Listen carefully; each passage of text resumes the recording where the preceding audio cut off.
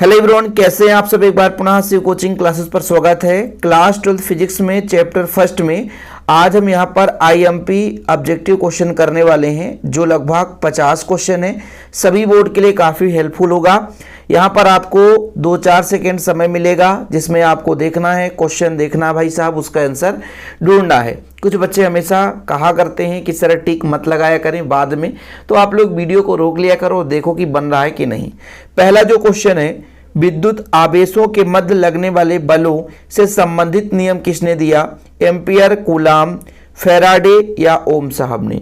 तो आप सबने बहुत ही अच्छे तरीके से कूलाम का नियम पढ़ा है कि किन्हीं दो आवेशों के बीच लगने वाला बल आवेश के परिमाण के गुणनफल के अनुक्रमानुपाती और बीच के दूरी के वर्ग के व्युत्क्रमानुपाती होता है। तो आवेशों के बीच जो लगने वाला बल है उसे हमारे कूलाम साहब ने दिया, इसलिए option number second right answer हो जाएगा। इसके बाद बच्चों अगला जो प्रश्न है, यहाँ पर देखिएगा कि आर दूरी पर स्थित दो इलेक्ट्रॉन के बीच जो लगने वाला बल है। अच्छा, आपने पढ़ा था दो आवेश के बीच 1/4 पाई एप्सिलॉन नॉट, ठीक है, यही तो पढ़ा था, Q1 Q2 बटा आर स्क्वायर, 1/2 कर दो, मतलब आर स्क्वायर के व्युत्क्रमानुपाती होता है। यानी आर स्क्वायर के जो बल है वो व्युत्क्रम है। व्युत्क्रम कौन सा दिख रहा है? ये तो नहीं दिखता, ये भी नहीं दिखता, ये भी नहीं दिखता, इसलिए option number D is the right answer हो जाएगा। आगे चले बच्चों, यदि आवेशित कणों के मध्य की दूरी आधी कर दी जाए। अच्छा, अभी आपने पढ़ा था कि 1/r² के समानुपाती होता है। दो आवेशित कण है, मतलब दो आवेशों के बीच जो बल है वो 1/r² होता है। अब दूरी आधी कर दें, मतलब r के जगह है क्या करना है बच्चों, जैसे 1/r² होता है, 1/r² होता है, इसके जगह आधा कर दें तो ये 2 का वर्ग होगा, 2 दूना 4 और 4 ऊपर चला जाएगा। तो जब, क्योंकि भाई 1/4 होता है, ऐसे जब 4 ऊपर चला जाएगा तो 4 गुना हो जाएगा, तो ऑप्शन नंबर डी हो जाएगा। ठीक है, 4 गुना होगा, ध्यान रखिएगा। विद्युत आवेश के एक समान गति से उत्पन्न होता है। जब आवेश गति करता है तो क्या क्या उत्पन्न होता है? केवल वैद्युत क्षेत्र या चुंबकीय क्षेत्र, वैद्युत और चुंबकीय क्षेत्र दोनों, या इनमें से कोई नहीं, ना तो वैद्युत क्षेत्र ना तो चुंबकीय क्षेत्र, बताओ। तो जब विद्युत आवेश एक समान गति करता है तो उसमें आपका वैद्युत और चुंबकीय क्षेत्र दोनों उत्पन्न होता है। यदि इलेक्ट्रॉन का प्रारंभिक वेग विद्युत क्षेत्र की दिशा से भिन्न रहता है तो उसकी गति का पथ कैसा होता बच्चों? ऋजुरेखीय, दीर्घवृत्तीय, वृत्तीय या परवलय के आकार का होता है। ये आपको बताना है, कौन सा राइट आंसर होगा बताओ। यदि इलेक्ट्रॉन का प्रारंभिक वेग विद्युत क्षेत्र की दिशा से भिन्न रहता है तो उसका जो गति है वो पथ जो है वो परवलयाकार होता है। ठीक है, सुपर फास्ट रिवीजन चल रहा है, वैसे भी मैंने पढ़ाया है। एक समान आवेशित गोलाकार चालक के भीतर जाने पर विद्युत क्षेत्र क्या होगा? यदि हमारे पास एक आवेशित गोला है, उसके अंदर यदि बात करें विद्युत क्षेत्र, तो वहां पर बच्चों आवेश नहीं रहता तो क्या बढ़ेगा, क्या घटेगा, या समान रहेगा? तो जब जहां पे आवेश नहीं रहेगा बच्चों, इसलिए वहां पर क्या होगा, शून्य हो जाएगा, मतलब अंदर सभी बिंदुओं पर शून्य होता है। निम्नलिखित में से कौन सा मात्रक विद्युत क्षेत्र का होता है?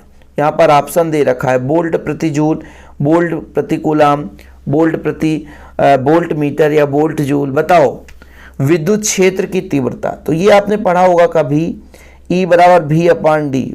नहीं पढ़ा तो कोई बात नहीं, आगे तो V का हो जाएगा वोल्ट प्रति दूरी, यहाँ पे बच्चों वोल्ट प्रति मीटर, तो ऑप्शन नंबर डी हो जाएगा। 7वें नंबर का ऑप्शन नंबर डी, वोल्ट प्रति मीटर।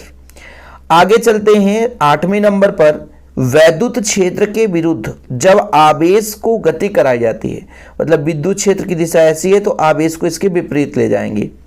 इस कंडीशन पे वैद्युत क्षेत्र के द्वारा कार्य किया जाएगा, संपन्न होगा, वाह बल के द्वारा ऊर्जा का उपयोग होगा, वैद्युत क्षेत्र घट जाएगी, निकाय की आंतरिक ऊर्जा कम हो जाएगी। इसका राइट आंसर बताना है। तो जब विद्युत क्षेत्र के विरुद्ध आवेश गति कराई जाती है तो हम बाहर से एनर्जी देंगे, इसलिए ऑप्शन नंबर बी हो जाएगा राइट आंसर, क्योंकि उसके विरुद्ध कार्य करना है। एक समान आवेशित गोलाकार कोश के भीतर विद्युत क्षेत्र की तीव्रता कितनी होगी? मतलब ये आपका एक समान आवेश है और गोला है गोलाकार कोष के भीतर, भीतर तो खत्म कहानी, कुछ भी नहीं होता है। तो ऑप्शन नंबर फर्स्ट हो जाएगा शून्य। ये आपका रिपीटेड क्वेश्चन है। इसके बाद अगला नंबर है बच्चों कि एक साबुन के बुलबुले को ऋणावेश दिया जाता है तो उसके त्रिज्या में क्या परिवर्तन होगी, कम हो जाएगी, बढ़ जाएगी, अपरिवर्तित रहेगी या इनमें से कोई नहीं। राइट आंसर बताओ। तो जब हम ऋणावेश देंगे तो बढ़ जाती है, त्रिज्या हमेशा क्या होती है, बढ़ जाती है। दो आवेश एक दूसरे से कुछ दूरी पर स्थित हैं, यदि दोनों के मध्य कांच का प्लेट रख दिया जाए तो उनके बीच का बल क्या होगा, शून्य होगा, घट जाएगा, बढ़ जाएगा या अपरिवर्तित रहता है। क्योंकि आप सबको पता है कि आवेश के बीच जो लगने वाला बल है वो माध्यम पर डिपेंड करता है, लेकिन यदि माध्यम में आपका कांच रख दिया जाए जहां से विद्युत क्षेत्र न गुजरे तो फिर बल का मान क्या हो जाएगा, कम हो जाएगा। तो 11 नंबर का राइट आंसर हो जाएगा, घट जाएगा। आगे चलते हैं बच्चों। किसी पिंड को ऋणावेशित किया जाता है, ऋणावेशित करते हैं तो अधिक इलेक्ट्रॉन देते हैं, कुछ इलेक्ट्रॉन हटाते हैं, कुछ प्रोटॉन देते हैं या कुछ न्यूट्रॉन उससे हटाते हैं। कोई भी आपका ऋणावेशित हो रहा है मतलब वो इलेक्ट्रॉन ग्रहण कर रहा है, ठीक है। यदि ऋणावेशित हो रहा है इसलिए उसमें इलेक्ट्रॉन दिया जा रहा है। ऑप्शन नंबर फर्स्ट हो जाएगा। किसी वस्तु पर न्यूनतम आवेश हो सकता है कितना, 1 कूलाम या 1 स्थैतिक कूलाम या 1.6 × 10⁻−19 कूलाम या 3.2 × 10⁻−19 कूलाम। तो इसका राइट आंसर हो जाएगा बच्चों 1.6 × 10⁻19 कूलाम। ये किसी भी वस्तु पर न्यूनतम आवेश है या एक इलेक्ट्रॉन पर आवेश का मान है। जब कांच की एक क्षण को रेशम से रगड़ा जाता है तो वह धनावेशित हो जाता है ना, मतलब कांच का क्षण धनावेशित हो जाता है। क्यों? उसे प्रोटॉन दिए जाते हैं, उसे प्रोटॉन हटाए जाते हैं या उससे इलेक्ट्रॉन दिए जाते हैं या उससे इलेक्ट्रॉन हटाए जाते हैं। जब किसी भी पदार्थ पर धनावेश आता है तो मतलब वहां से इलेक्ट्रॉन निकल चुका है। जब कोई पदार्थ इलेक्ट्रॉन त्यागता है तभी उस पर धनावेश आता है, इसलिए ऑप्शन नंबर डी हो जाएगा कि वहां से इलेक्ट्रॉन हटा होगा तभी उस पर धनावेश आए होंगे। जब धातु के गोले को धनावेश दिया जाता है तो द्रव्यमान क्या होगा, धनावेश देंगे मतलब इलेक्ट्रॉन निकलेगा, तो बताना है कि द्रव्यमान में क्या परिवर्तन होगा, बढ़ेगा, घटेगा, कुछ नहीं होगा। 15 नंबर का राइट आंसर हो जाएगा बच्चों, घट जाएगा, क्योंकि इलेक्ट्रॉन निकलेगा तभी उस पर धनावेश आएगा। और जब इलेक्ट्रॉन निकल गया है तो कहीं ना कहीं उसमें धनावेश आया है और इलेक्ट्रॉन निकला तो द्रव्यमान में कमी आ गई है। आगे चलिए। प्रति इकाई आवेश Q के अनंत लंबी नली उसकी अक्ष से r दूरी पर वैद्युत क्षेत्र की तीव्रता R के व्युत्क्रमानुपाती होता है बच्चों, ये R के व्युत्क्रमानुपाती होता। वहीं पे यदि बिंदु आवेश के कारण तीव्रता पूछा जाता, यानी बिंदु आवेश एक आपके पास Q है तब तीव्रता कितना होता है, तो इसका होता 1/4πε0 है ना, Q/r²। अब इसमें आपको बताना है r² के अनुक्रमानुपाती, r² के व्युत्क्रमानुपाती, r पर निर्भर नहीं करता है अनुक्रमानुपाती, जो कि व्युत्क्रम है बच्चों। तो ऑप्शन नंबर बी हो जाएगा राइट आंसर। ताप के बढ़ने पर परावैद्युतांक के का मान क्या होता है, बढ़ता है, घटता है या कोई परिवर्तित नहीं होता है, अनियमित रूप से बदलता है। यदि ताप बढ़ाएंगे तो परावैद्युतांक का मान घट जाता है। वैद्युत बल रेखा, ये सबको विशेषता पता होनी चाहिए, समांतर होती हैं, कभी आपस में नहीं काटती, हमेशा एक दूसरे के लंबवत होती हैं, ठीक है, धनात्मक आवेश पर समाप्त हो जाती हैं, तो ये तो गलत है। राइट आंसर हो जाएगा कभी भी एक दूसरे को नहीं काटती। क्वेश्चन नंबर 20 बच्चों, विद्युत क्षेत्र की तीव्रता का मात्रक बताओ, न्यूटन प्रति कूलाम, जूल प्रति कूलाम, वोल्ट प्रति मीटर या वोल्ट मीटर, बताओ क्या होगा विद्युत क्षेत्र की तीव्रता का मात्रक, इस बार आपको बताना है। तो विद्युत क्षेत्र की तीव्रता E बराबर होता है Q/ एकांक आवेश पर लगने वाला बल, मतलब F/Q। F का हो गया न्यूटन और Q का हो गया कूलाम, तो न्यूटन प्रति कूलाम ऑप्शन नंबर फर्स्ट हो जाएगा। इसके बाद अगला प्रश्न बच्चों, 1 कूलाम आवेश में इलेक्ट्रॉन की संख्या का मान कितना होता है। 1 कूलाम आवेश की बात की जा रही है, इसको निकालोगी, ठीक है। अब कुछ बच्चे कहेंगे सर 1.6 × 10⁻−19 वो 1 इलेक्ट्रॉन पर आवेश है, यहां पर पूछा गया है 1 कूलाम आवेश पर, 1 कूलाम आवेश पर इलेक्ट्रॉन की संख्या, तो 6.25 × 10⁻18 होता है। Option number second right answer होगा, कंफ्यूज मत होना बच्चों। अब आगे देखिए कि हमारे पास एक क्वेश्चन है कि जब विद्युत द्विध्रुव P को समरूप विद्युत क्षेत्र E में रखा जाता है तो अधिकतम बल आघूर्ण के लिए P और E के बीच कोण कितना होगा। बच्चों बल आघूर्ण टाउ बराबर होता है PE sin थीटा और साइन का कितना मान रखे कि अधिकतम मान आए, तो 90 डिग्री रखेंगे, 90 डिग्री रखेंगे ताकि साइन 90 का मान 1 होता है तो पी आ जाएगा। 0 या 180 रखने पर खत्म काम, ठीक है। साइन 90 का मान होता है बच्चों, क्योंकि 180 रखेंगे तो माइनस दे देगा, साइन 0 का मान 0 होता है, तो अधिकतम वैल्यू की बात की जा रही है, तो 90 डिग्री पर। देखो गाउस का प्रमेय बन रहा होगा तो ये क्वेश्चन बन जाएगा कि एक गोलीय चालक किसी बंद पृष्ठ से बाहर निकलता हुआ तो पृष्ठ के अंदर निर्गत कुल वैद्युत फ्लक्स कितना होता है, Q/ε0, यही होता है ना। तो भाई 1/ε0 तो हर जगह दिख रहा है, इसमें ये दो में से कोई हो सकता, तो ये हो नहीं सकता, यही तो दिख रहा है, पृष्ठ के द्वारा गिरा गया आवेश, ये हो जाएगा, राइट आंसर हो जाएगा, ठीक है। क्योंकि भाई साहब 4π तो लेना नहीं है, ये हो नहीं सकता, सुन हो नहीं सकता, ये भी नहीं हो सकता, क्योंकि फाई इक्वल हमने पढ़ा है Q/ε0 होता है, तो बटे में देख लो, वही आंसर हो गया। ऐसे मिलान भी करना है। जब कांच की छड़ को सिल्क से रगड़ा जाता है, तो कांच को रगड़ेंगे तो कांच पर तो धनावेश आएगा, और धनावेश कैसे होगा, जब वहां से इलेक्ट्रॉन हटेगा। किसी भी पदार्थ पर धनावेश आने का मतलब वहां से इलेक्ट्रॉन हटा है, यानी वो किसी को इलेक्ट्रॉन दे दिया है। तो कांच पर धनावेश आ रहा है तो सिल्क से रगड़ा जाता है, तो सिल्क को कांच क्या करता है, इलेक्ट्रॉन दे देता है, ठीक। तो सिल्क को इलेक्ट्रॉन दिया जाता है, ऑप्शन नंबर सेकंड हो जाएगा। मूल आवेश का मान देखो भाई साहब, किसी पदार्थ पर मूल आवेश का मान कितना हो सकता है, 10⁻−19 कूलम वाला आंसर होगा। 1.6 × 10⁻−19 कूलम, ऑप्शन नंबर फर्स्ट हो जाएगा। एक प्रोटॉन में न्यूनतम आवेश, चाहे इलेक्ट्रॉन की बात करो चाहे प्रोटॉन की बात करो, वही चीज है, इसलिए परेशान मत होना, ऑप्शन नंबर थर्ड हो जाएगा। बिंदु आवेश के कारण तीव्रता, आपने पढ़ा है बिंदु आवेश के कारण तीव्रता, चलो बताओ जल्दी से, बताया था ना, तीव्रता 1/4πε0 Q/r², तो r² के व्युत्क्रम है, इसलिए ऑप्शन नंबर बी हो जाएगा right answer, option number B हो जाएगा राइट आंसर। बच्चों ε0 का मान बता दो, ε0 का मान बता दो, 28 नंबर का मान बताओ, 8.85 × 10⁻12 coulomb square newton metre square, ये होता है, ठीक है बच्चों। इसका मात्रक भी रखना याद, इसका मान भी रखना याद, क्योंकि कई बार क्वेश्चन में पूछा गया है।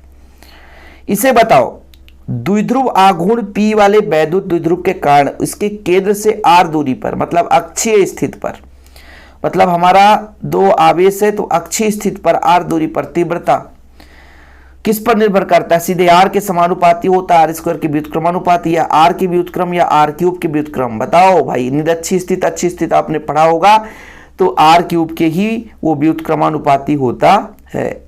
आवेशित खोखले गोले के अंदर विद्युत क्षेत्र का मान कितना होता है, खोखला गोला है तो अंदर भाई कुछ भी नहीं होगा, खोखला गोला है तो अंदर तीव्रता शून्य ही रहती है। धातु का परावैद्युतांक कितना होता है, अनंत, शून्य, एक या इनमें से कोई नहीं, बताओ राइट आंसर क्या हो जाएगा। धातु का परावैद्युतांक बच्चों तो अनंत होता है, याद रखना। वायु में स्थित एकांक धनावेश, क्या बढ़िया क्वेश्चन पूछा है, एकांक धनावेश पर वैद्युत फ्लक्स, वैद्युत फ्लक्स फाई इक्वल आपने पढ़ा है गास के प्रमेय से Q/ε0, लेकिन बोला है एकांक धनावेश, तो जब Q का मान 1 हो जाएगा तो 1/ε0 हो जाएगा, ये ऑप्शन नंबर बी, ठीक है। देखो घुमा देता है क्वेश्चन, वैद्युत द्विध्रुव आघूर्ण P बराबर क्या होता है, आवेश गुणे दूरी, दोनों आवेशों के बीच की दूरी 2L, तो Q का हो जाएगा कूलम, दूरी का मीटर, तो coulomb metre, coulomb metre option number second, coulomb metre option number second. चलिए भाई साहब अगला प्रश्न देखिए 34 नंबर। ई तीव्रता वाले विद्युत क्षेत्र के आवेश Q रखने पर, मतलब तीव्रता वाले विद्युत क्षेत्र में Q आवेश रखने पर उस पर लगने वाला बल कितना हो जाएगा, तो तीव्रता का फार्मूला होता है E बराबर एकांक आवेश पर लगने वाला बल, यानी Q और F ऊपर, तो F बराबर हो जाएगा QE, F बराबर हो जाएगा QE, पक्षांतर करेंगे, F बराबर क्या हो जाएगा QE, ये F का मान हो जाएगा QE। वायु का परावैद्युतांक कितना होता है, वायु का परावैद्युतांक 1 होता है बच्चों, वायु का परावैद्युतांक कितना होता है, 1 होता है। आवेश का पृष्ठ घनत्व, पृष्ठ घनत्व क्या कहलाता है, एक निश्चित क्षेत्रफल पर उपस्थित आवेश की मात्रा, पृष्ठ घनत्व क्या कहलाता है बच्चों, एक निश्चित क्षेत्र पर उपस्थित आवेश की मात्रा, तो एक निश्चित क्षेत्र पर उपस्थित आवेश की मात्रा, ये आपका ऑप्शन नंबर सेकंड हो जाएगा, आवेश बटा क्षेत्रफल। किसी माध्यम की आपेक्षिक परावैद्युतांक ER का मान क्या होता है, तो ER का मान होता है बच्चों E/, मतलब ε0, ये आपका एप्सिलॉन r है, ठीक है, तो ε/ε0 इसका राइट आंसर हो जाएगा। 1/4πε0 का मान बताओ, कौन सा बच्चा बताएगा? 1/4πε0 का मान तो कितना होता है बच्चों? 9 × 10⁻9 न्यूटन मीटर स्क्वायर प्रति कूलाम स्क्वायर। तो ऑप्शन नंबर 38 का ऑप्शन नंबर फर्स्ट। ε0 का मात्रक होता है फैराड मीटर इनवर्स। ये कभी नहीं पूछा गया है, लेकिन मैंने ऑप्शन दे दिया कि चलो भाई पढ़ लो। चलिए अगला प्रश्न देखिए, जब किसी वस्तु को आवेशित किया जाता है तो उसका द्रव्यमान क्या होगा? घटेगा, बढ़ेगा, कोई परिवर्तन नहीं होगा। तो जब भी किसी भी वस्तु को आवेशित करेंगे बच्चों, तो उसके द्रव्यमान में क्या आएगी? कभी बढ़ भी सकता है और घट सकता है, क्योंकि प्लस माइनस आवेश पर डिपेंड करता है।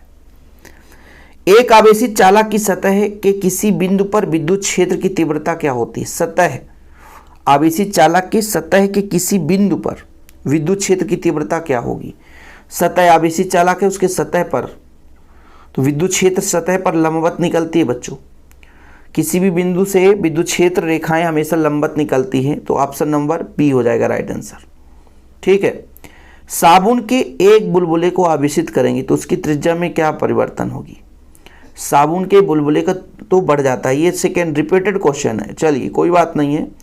एक स्थिर आवेश, गतिमान आवेश दोनों चीज उत्पन्न करता है, लेकिन जो स्थिर आवेश है तो केवल और केवल विद्युत क्षेत्र उत्पन्न करता है। यदि गति करेगा तो विद्युत क्षेत्र और चुंबकीय क्षेत्र दोनों उत्पन्न कर सकता है।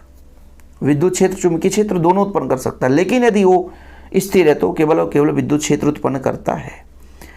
ε0 का मान बताओ, तो ये मान तो सबको पता है, भटकने की जरूरत है नहीं। 8.85 × 10⁻12 ऐसा दिख जाए तो भाई राइट आंसर वही हो जाएगा। ठीक है। रेखीय आवेश घनत्व क्या कहलाता है बच्चों? एक निश्चित लंबाई पर उपस्थित आवेश का मान। रेखीय आवेश घनत्व बताओ, रेखीय आवेश घनत्व लैम्डा बराबर होता है एकांक लंबाई पर उपस्थित आवेश का मान। तो Q/L, Q का मान होता है कूलाम, L का मतलब मीटर, तो कूलाम प्रति मीटर ऑप्शन नंबर सेकेंड हो जाएगा। बल्कि ये वाला क्वेश्चन बढ़िया है, न्यूटन मीटर स्क्वायर प्रति कूलाम। अभी आप निर्वात में विद्युतशीलता का मात्रक पढ़ा है आपने, न्यूटन मीटर स्क्वायर प्रति कूलाम स्क्वायर। विद्युत बल रेखाएं चलती हैं, कहाँ से कहाँ चलती हैं? धनावेश से ऋणावेश की ओर। कितना ईजी है, ठीक है, फर्स्ट नंबर। और विद्युत क्षेत्र की तीव्रता की बीमीय सूत्र, ये बीमीय सूत्र आप ये रख लो। बाकी बच्चों जैसे एमपी बोर्ड में रिक्त स्थान वाले क्वेश्चन आते हैं, 70 वाले आते हैं, वो भी मैं कराऊंगा। बाकी आप लोग यदि नोट्स अभी तक नहीं लिए हैं तो कांटेक्ट नंबर है 9685299149, मेरा पर्सनल नंबर है, व्हाट्सएप नंबर, इस पर कांटेक्ट करें। एक छोटा सा अमाउंट लगता है ना। नोट्स परचेस कर लें, तैयारी करते रहें। फिलहाल अभी के लिए इतना ही। जय हिंद, वंदे मातरम।